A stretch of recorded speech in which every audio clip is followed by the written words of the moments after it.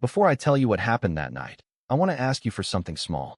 If this story speaks to your heart, and only if it truly resonates with you, consider liking the video, subscribing to the channel, and leaving a comment telling me what city or country you're watching from, along with your local time right now. I always read those comments, and they remind me how many people carry silent family wounds they rarely talk about. And maybe, by the end of this story, you'll understand why this one stayed with me. My name is Thomas Walker. I'm 72 years old. I live alone outside Bozeman, Montana. And this is the story of the night my dead son's voice somehow found its way back to my front porch. Or at least that's what it felt like. It was the night everything I believed about my family began to unravel. The night I learned that grief can lie dormant for years before waking up hungry. And the lesson I hope you'll take from this story is worth staying for until the very end. Now let me tell you where it all began. 6 days before that phone call, I stood in the back of a crowded middle school auditorium holding a folded birthday card I never got to give my grandson. The spring concert had just ended. Parents were hugging their children. Cameras flashed. Teachers smiled. Families gathered in little circles of celebration. I wasn't part of any of them. I spotted Ethan near the stage carrying his trumpet case. He looked taller than the last time I'd seen him. Older. Thinner, too. I started walking toward him. Then I heard a voice behind me. Thomas. I turned. Rebecca, my daughter-in-law. Her face tightened the moment our eyes met. Beside her stood Derek Shaw, her husband, Ethan's stepfather, the man who had spent years making sure I remained a stranger to my own grandson. I just wanted to say hello, I told them quietly. Derek gave a short laugh. The concert's over. You should probably head home.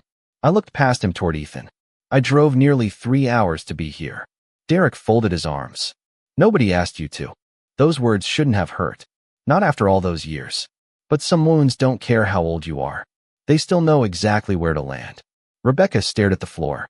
Ethan looked trapped between us. Grandpa, he started softly. Derek immediately cut him off. We're leaving. Then he looked directly at me. You need to stop showing up unexpectedly. You're confusing the kid. Confusing the kid. I remember that phrase because it echoed in my head all the way back to Montana. As if loving my grandson was somehow harmful. As if I were the problem. I watched Ethan disappear through the auditorium doors without getting the chance to hand him the birthday card. I still had it in my jacket pocket when I got home. Sometimes family doesn't break in a single moment. Sometimes it breaks one quiet humiliation at a time. One ignored phone call. One canceled visit. One empty chair at Thanksgiving. One child slowly taught to forget you. 8 years earlier, after my son Michael died, I told myself I would stay patient. Rebecca was grieving. Ethan was little. People healed differently. That's what I believed. But the years kept passing. Visits became rare. Then they stopped completely. Birthdays came and went. Christmas cards were returned unopened. Phone calls weren't answered. Every year, I became less of a grandfather and more of a memory. The strange thing about loneliness is that eventually it becomes routine. You stop fighting it. You organize your life around it. You learn which rooms feel less empty. You learn which memories hurt less when they arrive.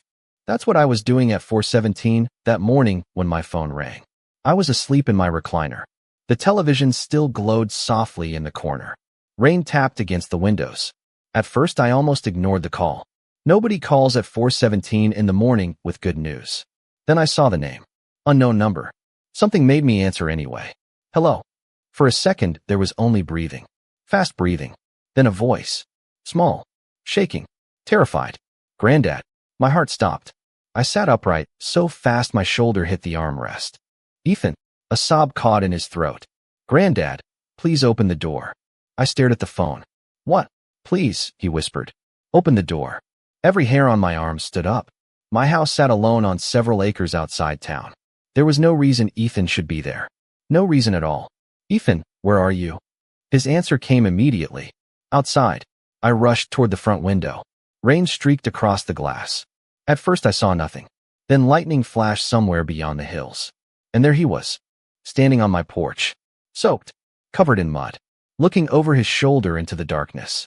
I unlocked the door and pulled him inside. He was trembling so badly he could barely speak. Ethan, what happened? He grabbed my jacket with both hands. They know I took it. Took what? He shook his head. Tears filled his eyes. Then he said the words that changed everything. Mom told me something. His voice cracked. She said Dad didn't die by accident. The room seemed to tilt beneath my feet. For 8 years I had carried the weight of my son's death. 8 years of accepting a story I never questioned. Ethan looked straight at me, and I think they're coming after me next. Before I could respond, headlights appeared briefly through the rain beyond the front fence. Then they vanished, as if someone had switched them off on purpose. And in that moment, standing beside my frightened grandson, I realized that whatever had happened to my son all those years ago had never truly ended. Someone had simply been waiting for it to stay buried. For several seconds, neither of us spoke. Rain slid down the kitchen window above the sink. The old clock on the wall ticked loudly enough to sound like footsteps. Ethan sat at my table wrapped in a blanket while steam rose from a mug of hot chocolate I had made for him. He held the mug with both hands, but never took a sip. Children are supposed to look smaller when they are scared. That is what people think. The truth is they often look older. Burden has a way of adding years to a face. I sat across from him and studied the grandson I barely knew. There were pieces of Michael in him. The shape of his jaw, the way he rubbed his thumb against the side of a cup when he was nervous, the habit of looking down before saying something difficult. Some things survive even when families fall apart. Did your mother tell you anything else? I asked quietly. Ethan shook his head. Not much. Then why did you leave? He stared into the mug. Because she looked scared. That answer settled heavily between us. Fear is contagious inside a family, especially when it comes from someone who has spent years pretending everything is fine. I leaned back in my chair. My mind drifted somewhere I had not allowed it to go in a long time. Back before the silence. Back before the distance. Back when Michael was still alive. My son was 23 the first time he brought Rebecca home. It was late summer. The cottonwood trees behind my house were still green. I remember opening the front door and finding Michael grinning like a teenager. Dad, he said, this is Rebecca. She was shy back then, soft-spoken, the kind of person who apologized when someone else bumped into her. We spent the afternoon on the porch drinking lemonade and talking about everything from baseball to weather. When they left that evening, I remember thinking my son had found someone kind. That mattered to me. Life is hard enough without marrying cruelty. 2 years later, they got married in Livingston. A small church, white flowers, folding chairs, the smell of fresh-cut grass drifting through open windows. Michael looked happier than I had ever seen him. I still have a photograph from that day. Rebecca laughing. Michael looking at her like she was the answer to a question he had been asking his whole life. People rarely realize they are standing inside a memory that will hurt one day. Then Ethan came along. The first time I held him, he weighed just over 7 pounds. Michael stood beside the hospital bed smiling so hard his cheeks hurt. Dad, he whispered. Can you believe it? I could. Michael had wanted to be a father for years. He threw himself into it completely. Bedtime stories, little league games, school projects, camping trips. He loved every minute, which is why what happened afterward never fully made sense to me. The changes began slowly, almost too slowly to notice. Rebecca stopped visiting as often. Family dinners became harder to arrange. Holidays became shorter. Excuses became more common. Then came Derek. The first time I met him was about 18 months after Michael died. Rebecca invited me to lunch in Billings. I thought maybe she wanted to reconnect. Instead, she introduced me to a man with perfect hair, expensive boots, and a smile that never reached his eyes. Thomas, he said, extending his hand. I have heard a lot about you. Something about the way he said it bothered me. Not rude. Not exactly. Just practiced. Like a salesman reading from a script. During lunch, he did most of the talking. Rebecca barely spoke. Every time she started a sentence, Derek somehow finished it for her. Every time Ethan tried to tell a story, Derek redirected the conversation. Some people control a room without raising their voice. They simply make everyone else smaller. Driving home that afternoon, I told myself I was imagining things. Grief can make you suspicious. Loneliness can make you see threats that are not there. I wanted to believe that. Then the phone calls started becoming shorter. Then the visits became rarer. Then they stopped altogether. One year, I mailed Ethan a birthday present. A week later, it came back unopened. No explanation. Just a shipping label. I remember sitting at this same kitchen table staring at the box. There was a baseball glove inside. Michael had loved baseball when he was Ethan's age. I had imagined teaching my grandson how to break in the leather. Instead, the box sat untouched beside the refrigerator for nearly a month. Eventually, I donated it. Sometimes rejection does not arrive with harsh words. Sometimes it arrives through ordinary cardboard. Across the table, Ethan finally took a sip from the mug. "Grandpa," he said. "Yeah. Did Dad ever talk about me?" I laughed softly. "All the time." Ethan blinked. "Really? Every chance he got." For the first time that night, I saw something change in his expression. Not happiness exactly. Relief. Like a child finally hearing a truth he had needed for years. He looked down again. "Derek used to say Dad made bad choices." The room grew quiet. "And what do you think?" I asked. Ethan took a long breath. Then he whispered, "I think Dad was trying to protect somebody." I felt a chill move through me. Not because of what he said, because of how certain he sounded. Then Ethan reached into his backpack.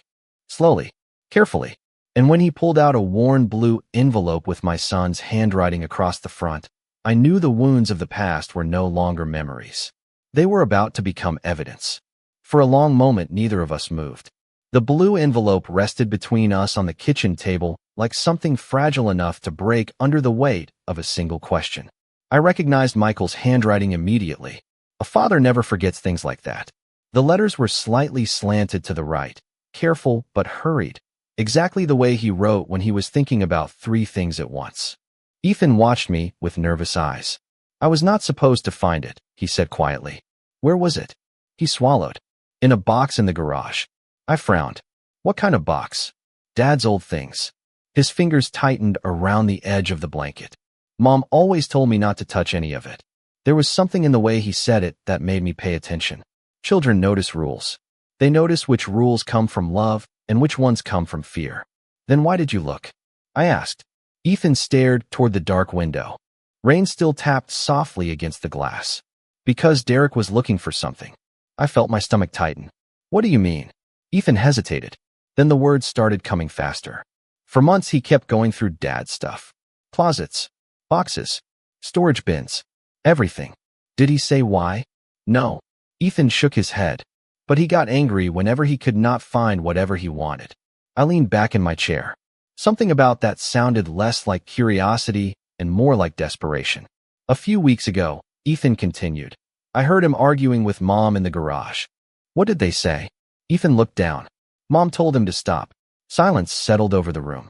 Then he added, "Derek said the same thing 3 times." "What?" Ethan looked directly at me. "It belongs to me." The words lingered in the air. "It belongs to me." Funny how greed always sounds certain. As though repeating something often enough can turn it into truth. "What was he talking about?" I asked. Ethan shook his head. "I do not know." Then he paused. "But Mom told him he had no right." My eyes drifted toward the envelope. Families rarely collapse because of one terrible day. Most of the time they collapse because someone decides they deserve more than everyone else. More control, more money, more power, more ownership over things that were never theirs. Ethan took another sip from the mug. "He used to talk about Dad a lot." "How?" I asked. Ethan gave a sad little shrug. "Like Dad was a failure." The answer hurt more than I expected. Michael had spent his life helping people. He volunteered after floods, fixed neighbors' roofs without charging them, worked long hours, and still showed up whenever someone needed him. Yet somehow Derek had managed to turn that man into a cautionary tale. One night, Ethan said, I heard him telling Mom that nobody cared what Dad accomplished. I laughed quietly, not because it was funny, because it was familiar. People who achieve very little often become experts at minimizing the achievements of others. Ethan continued. Then he said Dad should have stayed out of things that were not his business. That sentence landed differently. Did he say what things? No. Ethan looked frustrated. That is when Mom walked away. My gaze returned to the envelope again. The clock on the wall ticked. Somewhere outside, wind brushed against the side of the house. I had spent 8 years believing grief was the heaviest thing I carried. Now I was beginning to suspect uncertainty weighed even more. There is something else, Ethan said. Tell me. He hesitated. Last month, Derek sold some of Dad's things. I frowned. Sold them. Old tools. Fishing gear. Boxes of paperwork. His voice grew smaller. Mom did not know at first. A flash of anger moved through me. Michael's belongings were not trophies waiting to be divided. They were pieces of a life. Pieces of a son. When Mom found out, Ethan continued. They fought again. What happened? Derek told her she needed to move on. Ethan looked away. Then he said, "Dead men do not own anything." The room became very still. Sometimes people reveal themselves without realizing it. Not through what they do, through what they believe. A decent man understands that memory has value. A selfish man only sees price tags. Ethan reached into his backpack again. This time he pulled out a folded piece of paper. "I found this too." He slid it across the table. I opened it carefully. It was a photocopy of a property survey. Several parcels of land were highlighted in yellow. Names appeared throughout the document. Most meant nothing to me. One did. Grant Holloway. I read it twice. Then a third time. Ethan watched my face. "Do you know him?" I nodded slowly. "I met him once." "Was he friends with Dad?"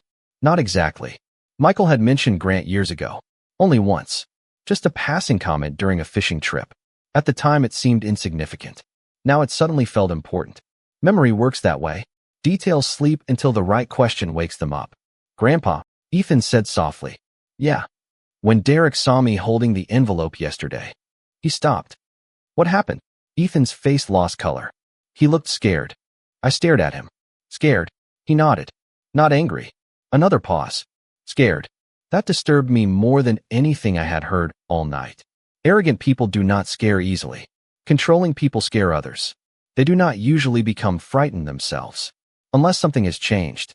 Unless a secret they thought was buried has suddenly resurfaced. I slowly reached for the envelope. My fingers brushed the edge. Michael's handwriting stared back at me from across 8 long years.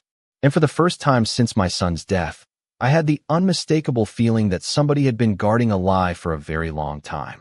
And they were beginning to realize it might not stay hidden much longer. I did not open the envelope right away. Some things deserve a moment of silence before they change your life.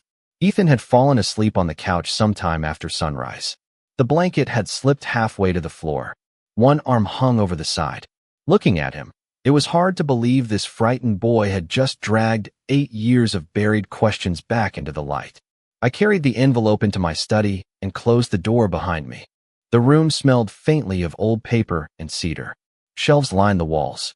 Photographs sat in frames that had not moved in years. Michael at 16 holding a trout he caught on the Gallatin River. Michael on his wedding day. Michael holding Ethan as a newborn. I sat at my desk and carefully opened the envelope. Inside was a folded letter and a business card.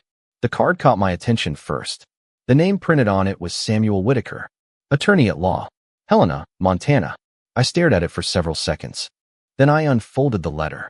The handwriting was unmistakably Michael's. "Dad, if you are reading this, something has gone wrong." I stopped. My eyes remained fixed on that sentence. There is a strange feeling that comes from hearing the voice of someone you lost years ago. Not hearing it with your ears. Hearing it inside your head through words. Michael went on to explain that he had been collecting information for nearly 2 years before his death. He never described exactly what he had uncovered. He only wrote that if anything happened to him, I should contact Samuel Whitaker immediately. At the bottom of the page was a date. 3 weeks before his death. I checked the clock. It was nearly 8 in the morning. Most lawyers would not appreciate being called that early. But after waiting 8 years, I no longer cared about polite timing. The phone rang twice. Then a deep voice answered. "Whitaker speaking. My name is Thomas Walker." Silence. Not the kind caused by confusion. The kind caused by recognition. "Thomas?" he asked quietly. "Yes." Another pause followed. Then came a sentence I did not expect. "I have been wondering if this day would ever come." I felt my pulse quicken. "You knew my son?" I knew enough to respect him. The conversation lasted less than 5 minutes.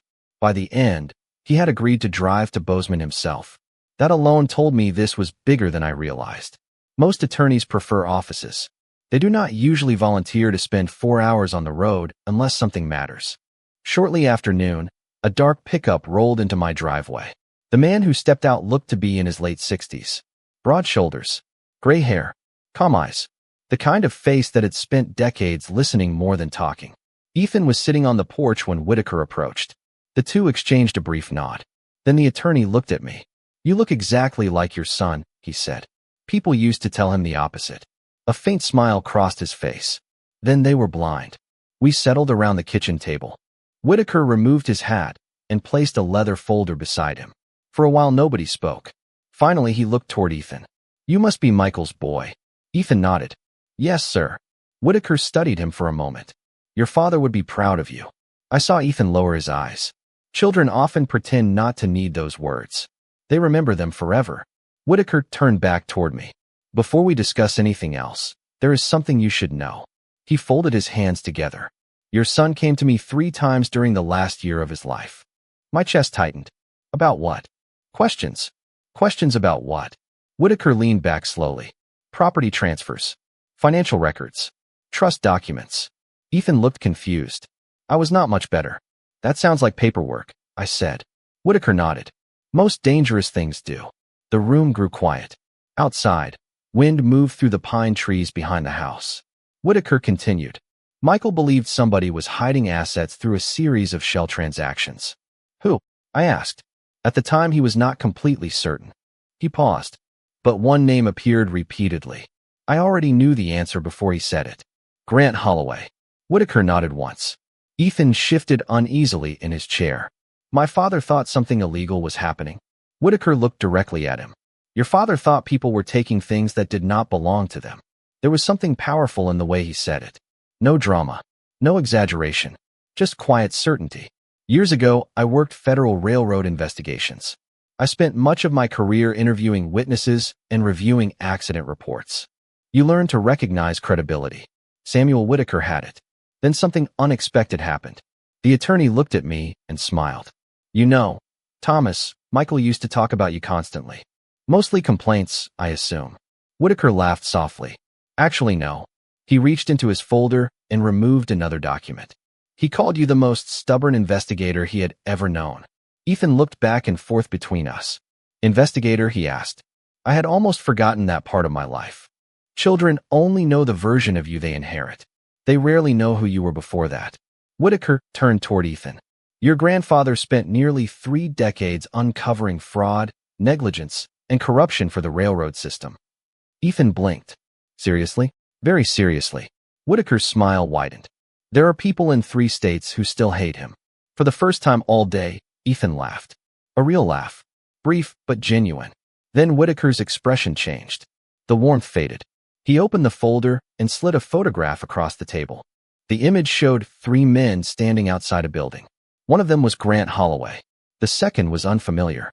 The third made my blood run cold. Ethan recognized him at the exact same moment. That is Derek, he whispered. Whitaker nodded slowly. Yes. Nobody spoke. The ticking clock returned. The wind outside seemed louder. Finally, Whitaker looked directly at me and said the words that changed everything. Thomas, I do not think your son discovered a financial scheme by accident. I think he got close enough to the truth that certain people became very uncomfortable. Then he tapped the photograph once. And judging by recent events, they may have just realized the truth survived him. For a while, nobody spoke after Samuel Whitaker's last sentence. The photograph remained on the table between us. 3 men frozen in time. 3 men connected by something none of us fully understood yet. Ethan stared at the image. I stared at him. The strange thing about secrets is that they rarely damage only one generation. They spread. Quietly. Patiently. Like cracks moving through a foundation. Eventually, everyone living in the house feels them. Whitaker closed the folder and leaned back in his chair. There is something else you should know, he said. His voice had changed. Softer now. More careful. The kind of voice people use when they are approaching a truth from the side instead of head-on. Your son trusted very few people near the end. I nodded. That sounds like Michael. But there was one person he never stopped trusting.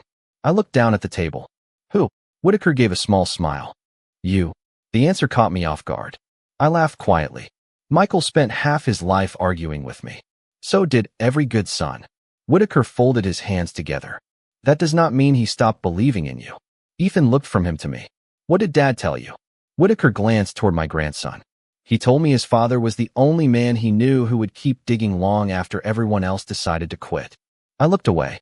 Compliments always made me uncomfortable, especially ones that came from people who were gone. The dead have a way of making praise feel heavier. Whitaker continued. Michael used to tell stories. Ethan leaned forward slightly. What kind of stories? Stories about investigations. The room grew still. I could almost feel Ethan trying to fit those words into the version of me he knew. To him, I was an old man living alone outside Bozeman. A grandfather who mailed birthday cards that rarely reached their destination. He had never seen the decades that came before. The years when my work carried me across several states. The years when I spent more nights in roadside motels than in my own house. The years when people called because something did not make sense and they needed someone stubborn enough to keep asking questions. Dad never talked about that, Ethan said. Most people never asked. I shrugged. And I never enjoyed talking about myself. Whitaker chuckled. That part is true. Then he pointed toward me. Do you know how many fraud investigations this man helped uncover? Ethan shook his head. Neither do I, Whitaker said. Because there were too many to count. I felt my face warm slightly. You are exaggerating. No. He smiled. I am being polite. Ethan actually laughed. The sound surprised me. It had been less than 24 hours since he arrived terrified and exhausted. Yet for the first time he looked like a 13-year-old boy instead of a frightened witness. Sometimes safety arrives before happiness. It gives happiness somewhere to land. Whitaker opened the folder again and removed several old newspaper clippings. Yellowed edges. Fold marks. Faded photographs. He slid one toward Ethan. Read the headline. Ethan picked it up. His eyes widened. Federal investigation recovers millions in misused funds. He looked at me. You were involved in this? A little. Whitaker laughed loudly. A little. He shook his head. Thomas spent 2 years untangling that mess. I studied the clipping. I had not seen it in over a decade. Looking at it felt like opening a drawer full of someone else's memories. Age does that. It turns your own life into something distant. Ethan kept reading. Then he reached another article. Then another. Every few minutes he looked up with increasing disbelief. You never told me any of this. Nobody asked. Grandpa. He smiled. That is a terrible answer. I smiled back. Maybe it was. Outside, afternoon sunlight had finally broken through the clouds. Golden light stretched across the kitchen floor. For a brief moment, everything felt normal. Then Whitaker placed one final document on the table. The atmosphere changed instantly. It was a photocopy of a handwritten note. Michael's handwriting again. My stomach tightened. What is this? I asked. Whitaker's expression became serious. The last document your son ever gave me. I picked it up carefully. The note was short. Only a few sentences. Yet every word seemed to carry weight. If anything happens to me, do not let them convince Ethan that I was reckless. Tell him I knew exactly what I was doing. Tell him some things are worth protecting. Ethan swallowed hard. Neither of us spoke for several seconds. Finally he whispered, Dad wrote that. Whitaker nodded. Yes. My grandson stared at the paper. I could see emotions moving across his face. Grief. Pride. Confusion. Love. Sometimes a child spends years trying to understand who a parent really was. Sometimes the answer arrives long after the parent is gone. Whitaker slowly gathered the papers together. Then he looked directly at me. There is a reason Michael believed you would eventually find the truth. I frowned. Why? The attorney hesitated. Because he discovered something while reviewing records. What? Whitaker's eyes narrowed slightly. He discovered that the financial scheme was not the biggest secret. A chill moved through me. Then what was? Whitaker looked toward the photograph again. Toward Derek. Toward Grant Holloway. Then back at me. Thomas, your son eventually stopped investigating money. The room became completely silent.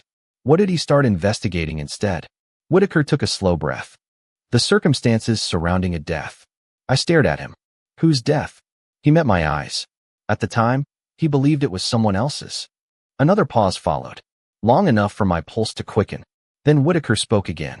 The problem is, shortly before he died, Michael began to suspect that person was not the only one being targeted. The room remained quiet long after Samuel Whitaker finished speaking. I looked out the kitchen window toward the distant mountains. Snow still clung to the highest peaks, even though spring had arrived in the valley. Some truths are like that. They remain frozen long after everything around them changes.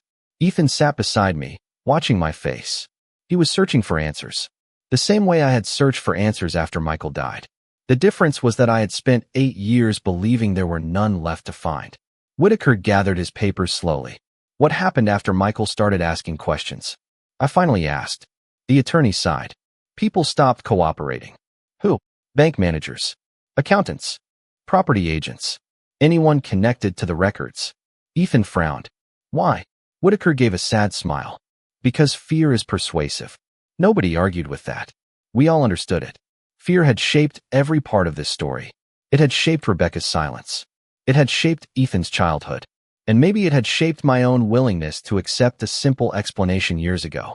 Around 4 that afternoon, Whitaker left for Helena.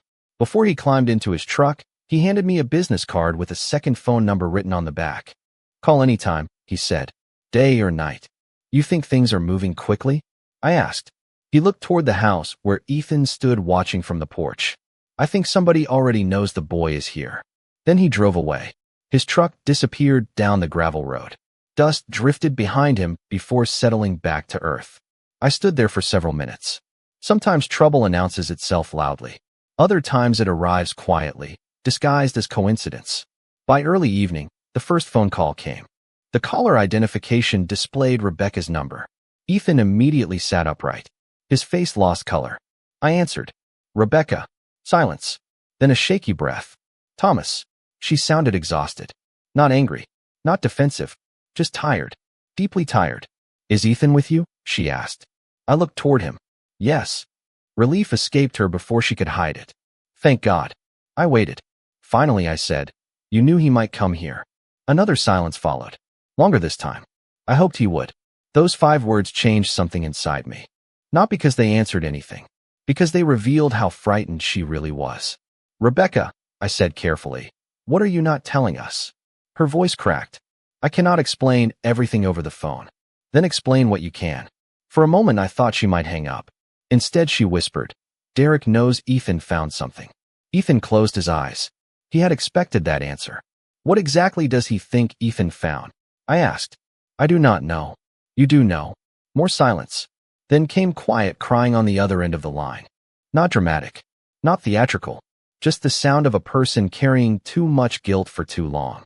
"Rebecca," I said softly. "Michael was trying to protect people, wasn't he?" She did not answer directly. She simply asked, "Has Ethan shown you everything?" That was answer enough. After the call ended, Ethan sat motionless at the table. Mom sounded scared. "She did. Do you think she lied to us all these years?" I thought about that question carefully. Age teaches you something important. There is a difference between lying and surrendering. Sometimes people tell lies because they want power. Sometimes they tell lies because they have lost it. "I think your mother made choices she regrets," I said. Ethan nodded slowly. He seemed older than 13 in that moment. The next morning brought another surprise. A silver sedan pulled into my driveway shortly after breakfast. A man stepped out carrying a briefcase. Mid-50s. Clean suit. Nervous eyes. I had never seen him before. Ethan watched from the living room window. "Do you know him?" he asked. "No." The man introduced himself as Leonard Pierce. He worked for one of Grant Holloway's companies. That alone told me enough. "What do you want?" I asked. He adjusted his tie. "Mr. Holloway hopes there has been a misunderstanding." I almost smiled. Powerful men always call problems misunderstandings when the truth starts getting close. "What kind of misunderstanding?" I asked. "Certain personal documents may have been removed from private property." Ethan stepped into the doorway behind me. Pierce immediately noticed him. His expression changed. Not much. Just enough. Fear leaves fingerprints if you know where to look. "The boy belongs with his mother," Pierce said carefully. "Then his mother can come get him herself," I replied. Pierce cleared his throat. "Mr. Holloway would prefer to avoid unnecessary conflict." "So would I."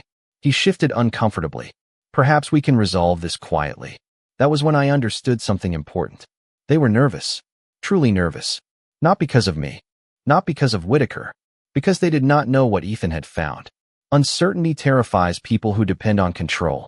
I folded my arms. "Tell Mr. Holloway something for me." Pierce waited. "If nobody has done anything wrong, then nobody has anything to fear." He stared at me. The sentence was simple. Calm. Ordinary. Yet it seemed to unsettle him more than any threat could have. Because truth has a unique quality. It does not need volume. It only needs daylight. Pierce left 10 minutes later. His sedan disappeared down the road. Ethan watched from the window until it was gone. "Grandpa." "Yeah." "Do you think they are panicking?" I looked toward the mountains again. Toward the same horizon Michael used to stare at whenever he was thinking through a problem. Then I remembered something Whitaker had said years earlier during an investigation. People can manage lies. They can manage pressure. They can even manage suspicion. What they cannot manage forever is uncertainty. I smiled faintly. "I think." I said. For the first time in a very long time, they do not know what happens next. And that scares them a lot more than it scares us. 3 days later, I learned something that took me years to understand. Most people imagine justice arriving like a thunderstorm. Loud, sudden, impossible to ignore. But real justice often begins with something much smaller. Pressure. Quiet pressure. The kind that builds inside people carrying secrets they can no longer coordinate. The kind that turns allies into liabilities. The kind that makes everyone start protecting themselves instead of each other. It started with a phone call from Samuel Whitaker just after sunrise. I was sitting on the porch drinking coffee while Ethan slept inside. The morning air carried the smell of wet grass and pine. "Thomas," Whitaker said, "something interesting happened." "Good interesting or bad interesting?" I asked. "Depends who you are." I could hear papers shuffling on his desk. Grant Holloway's chief financial officer resigned yesterday. I sat up slightly. Resign? Without notice. That got my attention. People do not abandon comfortable positions without a reason, especially people who know where the records are buried. "There is more," Whitaker continued. "His attorney withdrew representation this morning." I stared across the pasture beyond my fence. "That seems fast." "It is." A pause followed. Then Whitaker added, "Someone is panicking." After the call ended, I spent most of the morning repairing a section of fence with Ethan. Neither of us mentioned Grant. Neither of us mentioned Derek. We talked about fishing, baseball, school, ordinary things. Sometimes healing begins when fear is not the only subject in the room. Around noon, Ethan looked up from the fence post he was holding. "Grandpa, yeah. Do bad people always get caught?" I smiled faintly. "No." His expression fell slightly. "Then how does this work?" I thought about that question. "Most of the time they get caught by each other." He frowned. "What does that mean?" I tightened a bolt and stood up. "It means people who build relationships on lies eventually stop trusting one another." Ethan considered that quietly. Then he nodded. "That sounds lonely." "It is." That afternoon, Rebecca arrived unexpectedly. I saw her vehicle pull into the driveway and knew immediately something had changed. She stepped out looking exhausted. Not frightened this time. Defeated. The difference mattered. Fear looks over its shoulder. Defeat looks at the ground. Ethan ran toward her. She hugged him tightly. Neither spoke for several seconds. Then she whispered, "I am sorry." He hugged her back. "I know." Watching them felt strangely painful and hopeful at the same time. Families rarely heal in dramatic moments. Usually they heal through simple words spoken too late, but still spoken. Eventually Rebecca joined me on the porch. She sat quietly for a while. Then she said, "They are turning on each other." I looked at her. "Who?" She laughed bitterly. "Everyone." Her eyes drifted toward the mountains. "Grant keeps blaming Derek." "For what?" "For losing control." I said nothing. Rebecca continued. "Derek keeps insisting none of this would be happening if Grant had listened to him." Another pause. "And now neither one trusts the other." I took a slow breath. "What about you?" Her voice became very small. "Neither one trusts me either." The truth has an interesting effect on dishonest people. Once it appears, everyone starts wondering who else might talk. That uncertainty becomes contagious. Rebecca rubbed her hands together. "They have spent years acting like partners." She shook her head. "Now every conversation sounds like an argument." "Why are you telling me this?" I asked gently. She looked directly at me. "Because for the first time, I think they are scared of each other more than they are scared of being exposed." Late that evening another call came from Whitaker. This time he sounded almost amused. "You are going to like this." "What happened now?" "Grant's accounting manager requested immunity." I closed my eyes briefly. There it was. The first crack becoming a fracture. "That was quick," I said.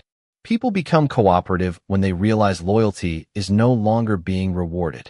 Whitaker paused. Apparently, several employees are now claiming they were misled. I laughed quietly. Funny how memory improves under pressure. Very funny. After the call, I sat alone on the porch. The sun had disappeared behind the mountains. The sky glowed orange and purple. Inside the house, I could hear Ethan and Rebecca laughing softly while washing dishes together. It was a sound I had not expected to hear again. My thoughts drifted to Michael. For years I had imagined justice as something I would have to chase. Something difficult. Something exhausting. Instead, I was beginning to realize the truth had been doing most of the work by itself. All it needed was room to breathe. The next morning brought the strongest sign yet. Rebecca received a message from Derek. She read it silently, then handed me her phone. The message was short. Grant lied to all of us. He told me everything was legal. He handled the records. This is not my fault. I read it twice and handed the phone back. Rebecca shook her head slowly. A month ago, he would have defended Grant. And now? I asked. She looked toward Ethan playing in the yard. Now he is trying to save himself. I nodded. That was the thing about people who spend years blaming others. Eventually, they run out of places to point.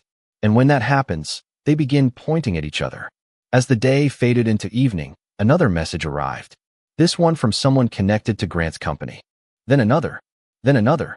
Every story was slightly different. Every explanation shifted responsibility somewhere else. No two accounts matched anymore. The alliance that had once looked powerful from the outside was collapsing under its own weight. And sitting there on my porch, listening to distant wind move through the Montana pines, I realized something remarkable. I had not threatened anyone. I had not demanded revenge. I had not raised my voice. All I had done was refuse to look away. And somehow that was proving far more dangerous to them than anything else ever could be. The strange thing about carrying a burden for years is that when it finally begins to lift, you do not feel stronger right away. You feel tired. Deeply tired. The kind of tired that settles into your bones after a storm has passed. A week after the phone calls stopped, the messages stopped, and the endless rumors stopped, I found myself sitting on the back porch before sunrise with a cup of coffee growing cold in my hands. The Montana sky was turning pale blue above the mountains. Somewhere beyond the pasture, a meadowlark was singing. For the first time in a very long time, the silence felt peaceful instead of lonely. Ethan stepped outside carrying a blanket around his shoulders.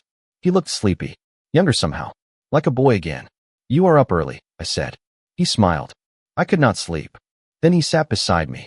We watched the horizon together. No investigators. No lawyers. No whispered conversations. Just a grandfather and his grandson sharing the morning. "Grandpa?" he asked quietly. "Yeah. Do you think everything is over?" I thought about the question. Then I nodded. "I think the fighting is over." Ethan looked toward the mountains. "Good."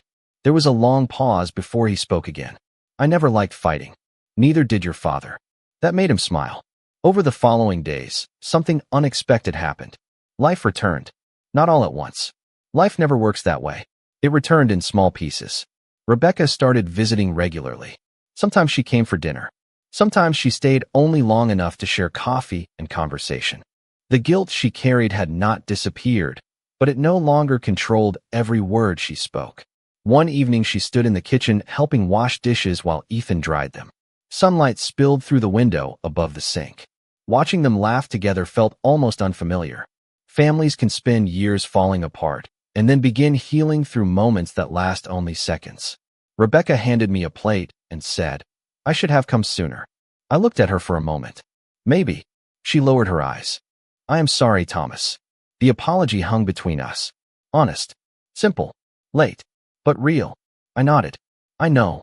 Sometimes forgiveness is not a speech. Sometimes it is a door left open." The following weekend, Ethan discovered an old tackle box in my garage. It belonged to Michael. We spent half the afternoon sorting through it. Fishing lures, hooks, photographs, little pieces of a life preserved in metal and plastic. Ethan held up an old photograph. "Dad caught that fish." I laughed. "Barely. What happened?" "The fish pulled him into the river 5 minutes later." Ethan laughed so hard he nearly dropped the picture. "Seriously?" "Absolutely." The smile on his face reminded me so much of Michael that for a moment my chest tightened. Grief never completely leaves. It simply learns to sit quietly beside gratitude. That evening we drove out to a small overlook above the Gallatin Valley. The sun was beginning to set. Golden light stretched across the fields below. Ethan stood beside the railing looking out across miles of open land.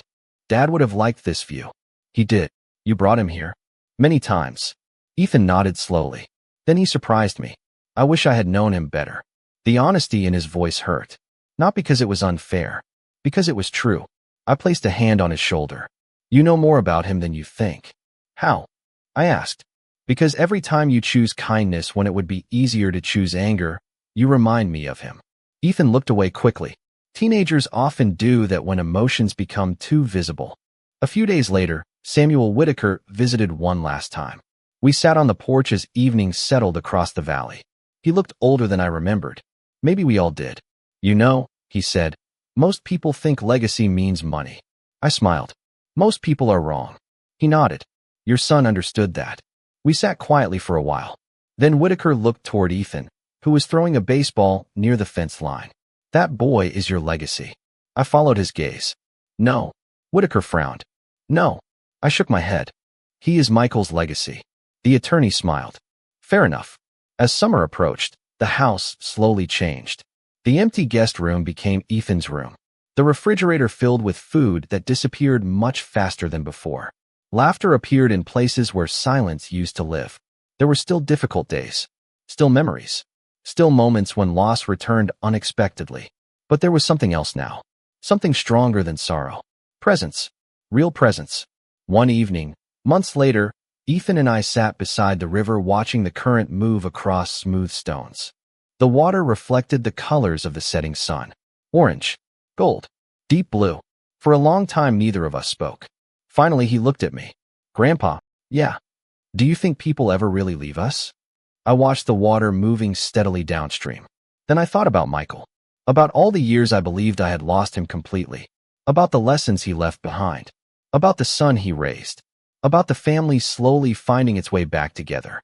Then I smiled. No, I said softly. Not the ones who teach us how to live. Ethan nodded. We sat there until the last light disappeared beyond the mountains. And for the first time in many years, I was no longer thinking about what had been taken from us. I was thinking about what remained. Family, truth, memory, love.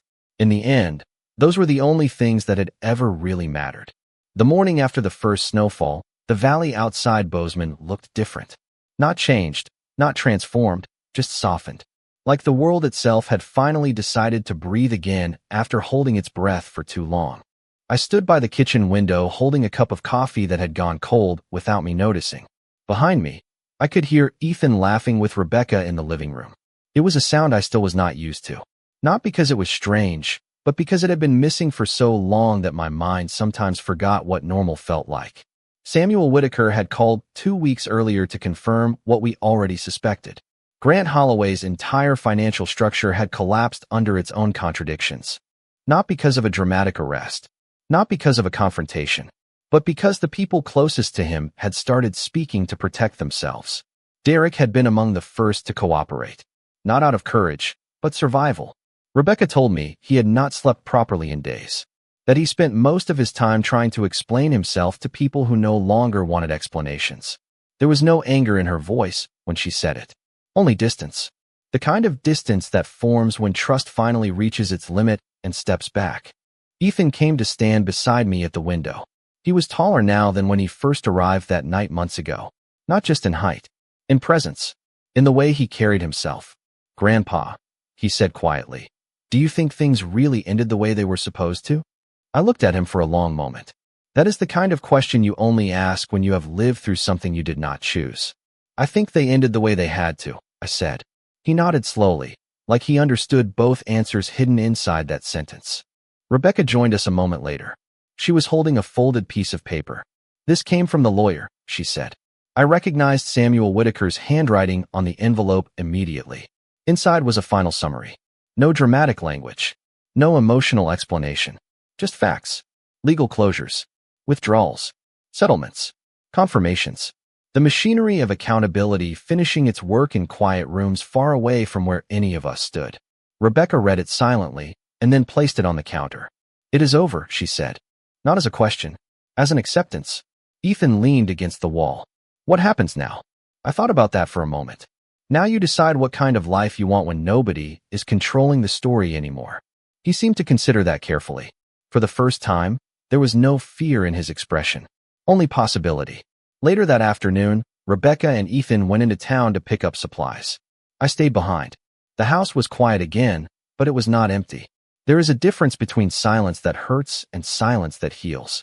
I walked out to the small shed behind the house where I kept Michael's old tools. For years I had not opened it without feeling something heavy in my chest. That day felt different. I unlocked the door and stepped inside. Dust floated in the light from the small window. Everything was exactly where it had always been. his workbench, his fishing gear, a worn jacket hanging from a hook. I ran my hand along the edge of the bench and stopped when I saw something I had not noticed before. A small wooden box tucked beneath it. I pulled it out slowly. Inside were photographs I had never seen. Ethan as a baby. Rebecca smiling in a way I had forgotten she once could. Michael standing behind them both with his arm resting on Ethan's shoulder. On top of the photos was a note. Not addressed to anyone. Just words. Some things are not meant to last forever. But some things are meant to continue. I sat down right there on the floor of the shed. Not because I was overwhelmed, but because I finally understood something I had spent years trying to force into different explanations. Michael had not just left us behind. He had left us forward. Back in the house that evening, Ethan found me sitting on the porch steps. He sat down beside me without speaking. We watched the sky change color together. Orange fading into deep blue. "Grandpa," he said after a while, "I do not want to forget him." "You will not," I said. "How do you know?" I looked at him. "Because people do not disappear when they are remembered correctly." He nodded slowly. Rebecca joined us again, sitting on the other side of Ethan. For a long time, none of us spoke. We did not need to. Sometimes healing is not a conversation. It is just presence. Months later, life had settled into something I never expected to find again. Not happiness exactly. Something steadier. Ethan went back to school. Rebecca found work in Bozeman. Whitaker retired shortly after, sending a letter instead of a final visit. Derek moved out of the state. Grant Holloway's name disappeared from conversations the same way smoke disappears after a fire has gone out. No celebration followed. No victory speech. Just absence where pressure used to be. One morning, Ethan and I walked down to the river. The water was low and clear. He skipped a stone across the surface and turned to me. "Do you ever think about everything that happened?" he asked. "Sometimes," I said. "Does it still hurt?" I considered the question honestly. "No," I said finally. "It does not hurt anymore. It just means something." He nodded like that made sense. Then he smiled. "I think I want to be like Dad." I laughed softly. "You already are." He looked surprised. "Really? Not in everything," I said. "Just in the important parts." We stood there for a while longer. The river moved steadily past us, carrying everything forward without asking permission. That evening, I returned to the shed one last time. I placed Michael's photograph on the workbench where the light fell naturally across it. Then I stepped outside and closed the door behind me. The wind moved through the trees as if the world itself was exhaling. And in that moment, I understood something simple, something I wish I had understood sooner. Life does not give you back what you lose. It gives you something quieter instead, the chance to keep going without forgetting what mattered. And as I stood there looking out across the Montana horizon, I realized that what we had survived was not the ending of a story. It was the beginning of learning how to live after it. Thank you for listening to this story.